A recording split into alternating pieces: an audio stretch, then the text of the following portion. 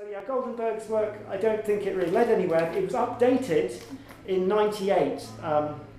Andreas Schurter, I don't know what became of him either, maybe some of you know, he wrote an article in the Oracle, the journal Yi Jing Studies, called Boolean Algebra and the Yi Jing. And he claims, I believe him, that he didn't know about Goldenberg's paper until he'd almost finished this. But basically, it's a sort of updating of Goldenberg. He also introduces an algebraic structure for the I Ching, but he's coming from the direction of Boolean algebra.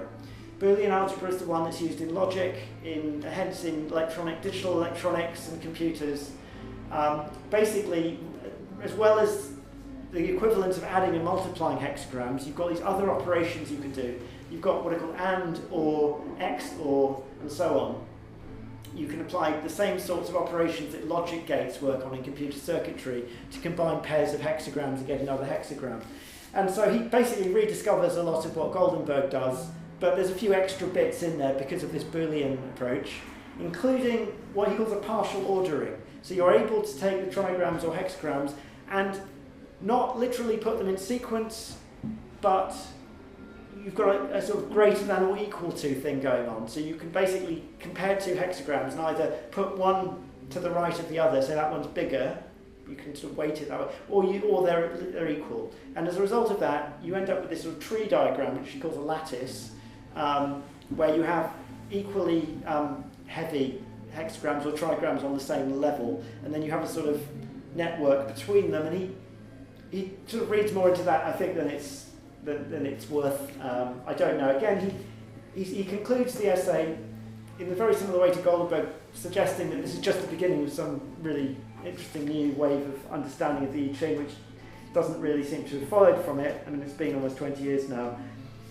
But he does at least try and link the philosophy of the I Ching to what he's discovered. So he finds that you can take trigrams or hexagrams and combine them, as I said, with these operators which we call AND and OR in logic. You'll have two propositions, S and T, and you can have S and T, or you can have S or T. You can have not S, and you've got X or nor. There's various ways you can combine a NAND, you've got not and, that's quite an important one in electronics. And you can do all of the same things with trigrams or hexagrams. And in the language of set theory, this translates into unions and intersections. You might remember these Venn diagrams and things from school, where you have the union of two sets and the intersection. In that way, he's able to say that of the trigrams, the joyous is the union of the arousing and the abyss. The abyss is the intersection of the joyous and the gentle. Stillness is the intersection of fire and the gentle. The gentle is the union of the abyss and stillness. These are all true statements in the theorem, in the structure he's laid out, but he's claiming that they also make sense in terms of what the trigrams mean or correspond to in a non-mathematical way. So he argues, there's a few lines where he'll say something like,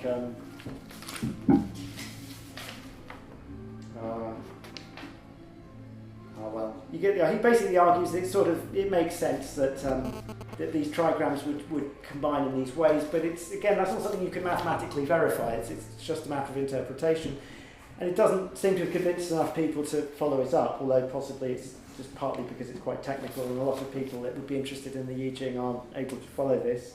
But what's interesting in this article, I find, it's worth checking it out. Again, it's online. Is it's 98, so it's quite the early days for the World Wide Web, and he makes the point that there was quite a big I Ching community. You might remember this, those of you who've been on the web since the 90s. I remember when there wasn't any advertising on the web and everyone sort of knew each other and it was all a lot more friendly and sort of utopian. There was a lot of I Ching related sites, and there was online I Ching, there were actual early examples of sort of applets and Java usage where you could actually throw the I Ching. And he argues that makes perfect sense because the I Ching appeals to the mind of someone who's likely to be sort of, to comfortably operate in that sort of world, because it works on the logic of computers, basically, this Boolean logic. So it's interesting, the cultural commentary aspect of this article. It's just a few paragraphs, but it's worth looking at. I'll read the conclusion, which I think sums up where he's coming from. However, I believe the fit between these areas of mathematics and the Yi is clear and not coincidental. It is not coincidental because the Yi embodies structure. If one believes that the universe is a cosmos and that the Yi describes the universe, then how could the Yi not encode the structure? For the Yi, the starting point of that structure is the complementary relationship between yin and yang. This binary characterization is the most fundamental form of information. It is the minimal distinction. But in being minimal, it is also the easiest distinction on which computation can be built. And while I was reading that, I was just thinking George Spencer Brown, Laws of Form. Some of you might have come across that. I know you have, Leon. It's all about this primary distinction. And I know this in the Laws of Form, there's some Chinese writing at the beginning. He quotes from some Taoist text. It'd be interesting to know if Spencer Brown has looked into the I Ching. I'd be very surprised if he hadn't. Anyway, so that's Schurter, that's 98. So that's pretty much a review of all the sensible literature on the subject. There's not a lot, and it's all pretty inconclusive. If we go back a few years to my own involvement, I can talk about a few of the other relevant things from my own point of view. So as I said, I was introduced to the I Ching in the early 90s when I was doing a PhD in maths, and then spent some time in Ireland with someone who'd basically dropped out of Oxford in the late 60s and gone off to live in the mountains in West Cork and kind of lived his life according to the I Ching, brought up a family, he even had 3 sons and 3 daughters. I don't know if that was intentional, but would make business decisions and quite casual decisions. The I Ching was just there in the kitchen, this battered old copy. And we spent a lot of time just sitting by the fireplace talking about it, and he was interested in my angle as a mathematician. And one day he asked me, he had a hunch that the probabilities you get with the coin method and the yarrow stalk method were not the same. The coin method is pretty evident, you can see from the, I'm sure if you're familiar with it, it's pretty evident that there's a balance in it, that you're equally likely to get yin and yang in equal measure. He had a hunch that the yarrow stalk method was skewed, and some of you probably know it is. The probabilities are not symmetrical with the yarrow stalk method. And he set me about the task of trying to discover if this was the case. And so I read up, I'd never used the stalks, but I read up the method, and it's quite a long, tedious calculation in the same way that doing the stalks is quite a long, tedious operation. And I came to the conclusion, yes, there is a bias here. You're equally likely to get a yin or yang line, but a moving yang line is much, much more likely than a moving yin line. I'd forgotten about this discovery, so again I went back through my notes and I found this stuff about this asymmetry. And I googled it to see, because I couldn't be bothered to go through my own calculations and see if they made sense. I googled it, which is again, this was back in 96, where there was sort of an internet. But these days, if you wanted to know about the relative probabilities of coins and stalks, you just Google it. And it comes up, and there's some wonderfully detailed websites which I've linked from my page, which confirmed what I discovered, which was nice to know. And it's basically this. There's a table, and there's even a Wikipedia page on I Ching divination, which has this, a subsection. So the probabilities, we'll do it out of 16, to get a 6, a 7, or 8, or a 9. So I think you probably all know, but you throw 3 coins and you either get, each side is a 2 or a 3, so you get 6, 7, 8 or 9. And with the coins, the probability of getting a 6 is 2, a 7 is 6, an 8 is 6, and a 9 is 2. So this is your changing the yin line, changing yang line, stable yin line, stable yang, stable yin. So it's 2, 6, 6, 2, so it's equally 8 and 8 for yin or yang. No, it's not, sorry, it's not divided down the middle, because that's stable yin, moving yin, stable yin, moving yang, stable yang, but 6 plus 2, 2 plus 6. Whereas with the stalks, it's 1, 5, 7, 3 to get 6, 7, 8 or 9, because of just the way, the complicated method with the 49 stalks and you're counting out remainders. In other words, 1 plus 7 and 3 plus 5, so you're equally likely to get a yin or a yang line, but the changing yin line is 1/7 as likely as the changing yang line. So as you know, there's 64 hexagrams, 6 changing lines, that's 384 lines in the whole thing. And if you use the book a lot, you start to have the, oh, I remember this one, and every now and again it's like, oh, no, I don't remember ever reading that changing line. Well, if you're using the stalks, there are going to be some that you very rarely see because they're so improbable. And Mike, my friend in Ireland, he was under the impression that there was some sort of political intrigue involved in the way that he thought perhaps some corrupt faction had basically introduced the stalk method to skew sort of political outcomes or something like this, because the emperor or his advisors or whatever would be using this oracle. And then they masked it by making the method so complicated that you'd have to be a mathematician to notice. But actually, he obviously didn't know much about the history, because the stalk method is much older. And the earliest one, fascinatingly, is called plastomancy, which is sticking a red hot poker through a bit of turtle shell and seeing how it cracks. I'd love to see how you do that, but anyone? I don't think anyone knows. I don't think anyone even knows how that works. Okay, so the coin stalk thing, that was my first attempt to apply math. That's actually one of the useful things where you can actually apply mathematics, not to the I Ching in terms of its structure, but to the divinatory method. I also discovered on the Wikipedia page about I Ching divination that's there, is that there are lots of other methods. There's a 2-coin method, there are special dice you can get, there's a way that you can adapt the coin method to get the stalk probabilities. Anyway, I know some people who just open it at random. That's not really part of the maths, that's just how you choose to consult it. But another friend, more recently, when I told him about this asymmetry, he, and my other friend's theory about there being some intrigue behind it, he said, well, actually, in Taoist philosophy, yin is the default position. There's a lot of emphasis on gentleness and more what you could call feminine values, as opposed to the active yang one. So it sort of makes sense there's going to be a sort of skewing towards the yin. In other words, you're more likely to get yang lines changing into yin lines than you are yin lines changing into yang lines. I don't know. Anyway, this is something you can discuss among yourself.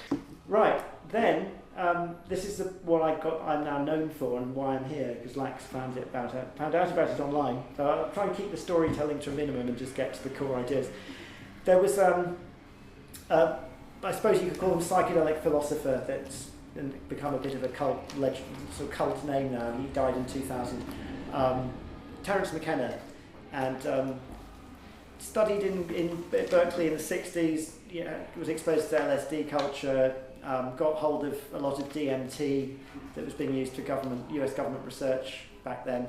Ended up in the jungle in Colombia, in the Colombian Amazon in the early 70s, looking for yahe, the vine that Burroughs talked about, but actually ended up finding a lot of cubensis mushrooms and had some very intense experiences with his brother, who's now a very serious psychopharmacologist. And they had this really crazy-sounding 40-day trip in which McKenna claims that this inner voice spoke to him, what he called the Logos.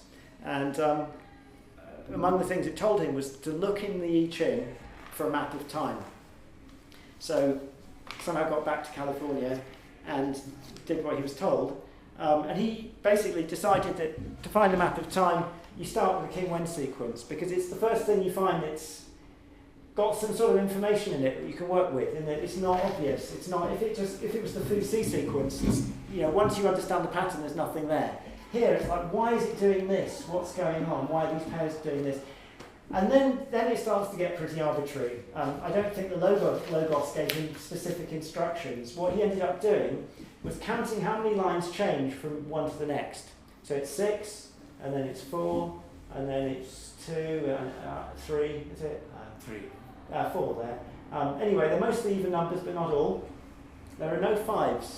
You end up with 63 numbers. Oh no, if you then cycle back to the beginning, you get this list of 64 numbers between 1 and 6.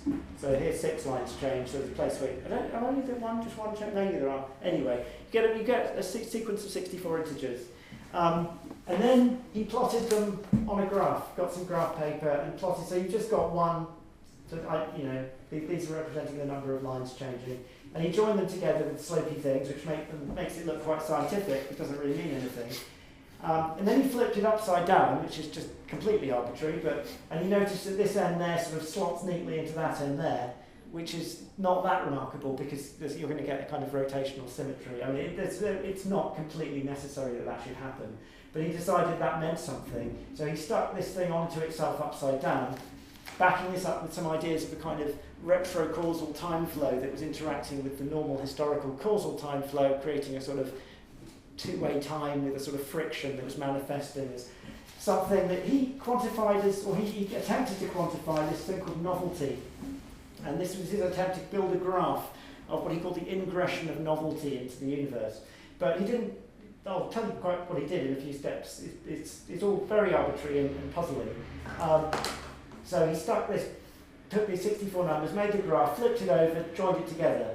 Then he took 6 copies of it and joined them end to end, saying, well, that each hexagram is made of 6 lines. So I'll treat this as my unit, and I'll stick 6 of them together.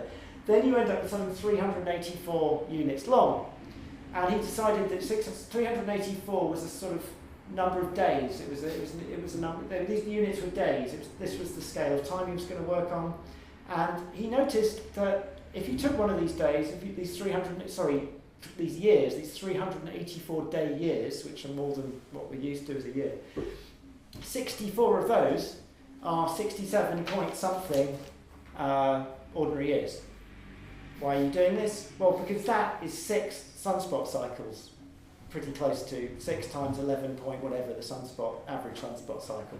And it is known that the ancient Chinese noticed sunspot cycles from their grain harvest records. They did notice this 11 point something year cycle.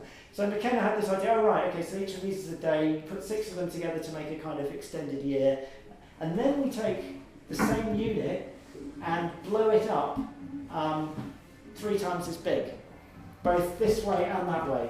And this is what he called the trigrammatic resonance, which sounds kind of impressive, but it's just a random idea that you're going to take 6 of these and join them together. Then you're going to take 1, multiply it 3 times in each direction and stick 2 of them together so it fits neatly over the other one, over the first block of 6. And then he talked about the hexagrammatic resonance, where he took the whole thing, blew it up 6 times as big in both directions and stuck it over the top. So you end up with this mess. And then you add it all together, because at each point you've got 6 values for the 6 graphs you've added, because there's 2 here, and then you've got another 2 and then another 2. So he takes these 6 integers and at each point in this 384 day thing, and adds them all together, some positive, some negative, and then you get this. And that starts to look like something scientific. It looks like something you might see on a radio telescope reading, or maybe some stock exchange thing. And it looks like some data there. And he's like, this is the King Wen sequence rendered in a useful form. This is the map of time I've been told to find. But it's still only for 384 days. So he scales it, he takes this kind of sort of Gnostic idea of the microcosm and the macrocosm applying to time, and takes the whole 384 day thing and multiplies it up by successive powers and scales it down by successive powers and adds them all together to get something which is basically looks kind of fractal, although he didn't know that at the time. But it certainly in the 90s, when fractals were really cool, everyone got excited about it. It turns out actually the republication of the book, the original 1970s book, The Invisible Landscape, which had all this in, which you couldn't get a copy of because it just sank without trace. When he republished it in the 90s at the height of his notoriety, where he was doing guest vocals on like rave dance music tracks and stuff, and there was a sort of buzz around Terence McKenna, he republished the book and fiddled with the maths a bit and added a kind of fractalization to make it seem more cutting edge, I suppose. And look, I discovered fractals in the 70s before everyone else, which he didn't really. But and anyway, the way this thing works, the way that it's scaled up and down, it will reach 0 at some point. So and it goes backwards and grows.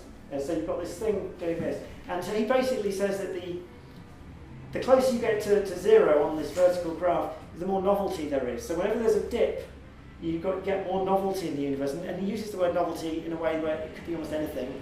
There's new stuff appearing. So atoms forming, then molecules, then information storing molecules, polymers, living organisms, language, various types of social structure and civilization, printing presses and transistors and the internet. All of these things are novelty, and he attempts to sort of play with this graph and fit it onto his understanding of human history or the history of the universe. It's strange because it starts off very sort of cosmic, and then it gets very sort of Earth-centric, and then it gets very sort of Western, United States-centric towards the end. And he comes to the conclusion that the end has got to be in late 2012, and based on basically on trying to fit it as well as he could, and then realising that if Hiroshima was at the last 67 point whatever year resonance before the end, then bam, you end up late 2012. And again, he claims he didn't know anything about the Mayan calendar then. We will never know if that's true, but later he claims he found out that the date he arrived at was the end of the end of Mayan calendar, although Mayan calendarists would dispute that. But it was the end of a big cycle at the very least. And then so this idea started spreading about 2012, and this infinite ingression of novelty, and he never actually said what was going to happen, but he made it sound really exciting. There was going to be this acceleration of novelty, so as we approach zero, if you invert that mathematically, you get a kind of infinite spike. So the idea is everything's getting faster, everything's speeding up, technologies, the computing power is doubling, and the world is becoming rapidly more interconnected, more unrecognisable. He was basically saying, you ain't seen nothing yet. By the time we get towards the end of 2012, it's all going to be virtual reality and all these sort of nested holographic things, and reality won't resemble anything like we now know. And humanity's basically going to build a trans-dimensional vehicle and exit objective reality altogether. And so historical time will cease to mean anything. So this is our exit out of time. And he was able to speak about this so poetically and beautifully, and you could say hypnotically. He did have the sort of cadence of a hypnotist. But he was very entertaining, and he wasn't the sort of, he didn't have that guru follow me thing. He was always telling people to question things and question him. But it didn't really work. People kind of just followed it unquestioningly. And I'm interested in the I Ching. I'm interested in these reports I'm hearing about people's psychedelic experiences. I'm interested in fractals. And suddenly this psychedelic philosopher comes along talking about this fractal time wave, and the I Ching and the Mayan calendar. I'm like, I think I ought to find out more about this. This sounds important to me. I read my sister sent me a glossy article from GQ about this new psychedelic. They're calling him the new Timothy Leary, not surprisingly. And I was like, I want to know. He didn't go into the details. Like, how can someone compute this 2012 thing from the I Ching and fractal mathematics? How could you do that? How do you? So I got a copy of The Invisible Landscape, and it was republished. And it was all a bit vague, and there was an appendix which was sort of helpful, but not really. There was some sketchy bits where you couldn't figure out how we'd done it. And so I wrote to him, I emailed him, and said, look, I'm a mathematician, just finished my PhD, and I'm interested in what you're doing, but I'd like to help clarify it, because it's not clear quite what you're doing, and I'd like to know more. So I was kind of offering to put myself at his service. I wasn't out to debunk him, I just wanted to know what was going on. And he was a bit vague, and with email contact was a bit sketchy over the months that followed, but he turns out he was interested in talking to me because he had this idea about prime numbers, and he didn't say what it was for quite a long time. He got me thinking about prime numbers, which I'm very grateful for, because I've since got very deep into prime number theory. It turns out his idea was that he could he was hoping he could find a way of predicting new prime numbers, big ones that no one else could find, with his time wave, because then that would prove that he was onto something, which is just nonsense. But by that time, I'd agreed to go and meet him at this conference in Mexico, and he managed to get the person who'd written the software, because at that point there was this is a screenshot, there was time wave software, kind of early internet, this kind of very cyber culture, so it had this sort of cyber culture cool kind of association, surfing this fractal time wave. Americans in mirror shades, I'm thinking they're really cool for being on the internet, that kind of era. And he got Peter Meyer, the programmer, to send me the software manual for the software, and it had an appendix, and I had to dig into this appendix, and I'm thinking, no one's going to read this software manual. People just want to look at their birthday and see, people just want to zoom in and find out what's going to happen next week. Software manual, really difficult to read. Appendix, no one's ever going to look at. Turns out it's in a footnote, which is on the wrong page. There's this thing where it says, because I was thinking, why have they taken half of these 384 numbers and just reversed them for no reason? It's just like this sleight of hand. Why did you do that? And you have to justify your steps. This is all very arbitrary, but I'll go with it. But you can't just do that without saying why. And the footnote said, this is the mysterious half twist. Mysterious half twist. It's really, which awaits further research. It's not well understood, and it awaits further research. It's like, you can't just fiddle half your data and say this is a mysterious phenomenon that awaits further research. It's just underhand.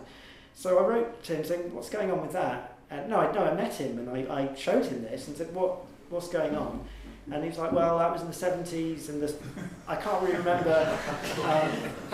And the programmer who did the original software, not the update, wrote it in COBOL or Fortran or some old school 70s language. And it was, that person had disappeared off the scene. And so he said, I just can't remember, I don't know why we did that. But he did the right thing and said, well, look, if I can't explain that, you're right. I can't continue to promote this theory because it's based on, something you found a fatal error in my theory, and I'll just have to go public and say, sorry everyone, I got it wrong. And I thought, wow, that shows someone who's genuinely committed to truth. All right, he's gone off on this crazy tangent, but he's willing to just drop it like that because someone's shown him. And so that's how it happened. That's unfortunate. I've become known as this debunker. A lot of people who were following McKenna kind of got the impression that I'd gone after him as this sort of scientifically minded person to say, this is a load of rubbish and I'm going to shoot you down. I actually went as a fan, really, to sort of try and see if I could understand this better and help him. And I ended up thinking, no, you can't do this. But he when he got back to Hawaii, he published a sort of misleading account of our meeting, which I won't go into the details. You can find out this whole story on links to a web page I wrote about it in 2012 when everyone was fascinated to know more. I had to talk a lot about this in 2012. He sort of tried to fix it, basically. He brought in a nuclear physicist called John Sheliak and introduced what he called my comment, my commentary, my analysis, whatever you call it. I didn't disprove the theory. You can't really say I disproved it. I just said, why did you do that? And he said, I can't tell you. I'm like, well, you can't do that then. Unless you're going to claim divine, what do you call it? Inspiration. Yeah, like divine inspiration. Yeah, the Logos was guiding you to do it that way because it really wanted to get this fractal thing into our consciousness. And he admitted he had to drop it, but he didn't drop it. He got John Sheliak in to sort of fix it. And so he published my criticism, if you like, as the Watkins objection, he called it, which it's a shame that I'm going to be, if I'm remembered for anything, it probably would be my objection to someone else's nonsensical theory. But then he published the Sheliak clarification, which was so dense and unreadable that even I think I must be the only person who ploughed through it, and basically just reformatted the entire theory in terms of vector mathematics for no obvious reason other than to make it more impenetrable. And Sheliak, I don't know what was going on with him, but his website got increasingly sort of wacky. He did have some kind of physics background, but anyway, some people drifted away, some people stuck to the theory and thought I was a debunker. And as 2012 approached, there was a flurry of interest, but at the same time, I think people were starting to realise there probably wasn't going to be some infinite ingression of novelty because it was only like a few months away, and nothing happened. And since then, people haven't been that interested. Now, the only real thing of interest in McKenna's observation is the lack of fives. There's no pair where you get 5 changing lines. So in his set of 64 numbers that he generates, there are no 5s. And he claims 5 was an unfavourable number in some sense in ancient China. I don't know the truth of that. Now, if you actually generate all possible orderings of these pairs, you'll find a lot of them don't have any 5s because any of the odd even pairs will always have an even number of changing lines because they're flipped because of certain symmetry properties. So lack of 5s is moderately interesting, but not. It might be that King went arranged them in a way so that there were no mediating hexagrams with 5 changing lines. I mean, mediating, you know what I mean, that there are no. I don't know. That's the only thing of interest there.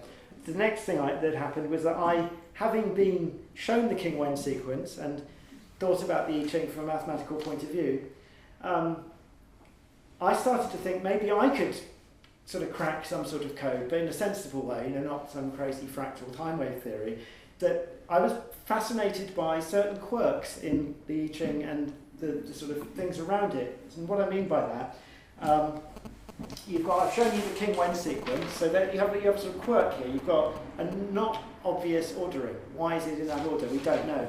You've got the probabilities, the asymmetrical probabilities. Again, that's you could just say that's a cultural thing that people have come up with these 2 different methods of divination, but it was something. It was these 2 traditional methods of using it. And there's this skewing of probabilities. Does it mean something? Can I mathematically somehow link that to anything else? Can I make sense of it mathematically? This is where it gets really interesting. Now, you've got these two sequences, earlier heaven and later heaven.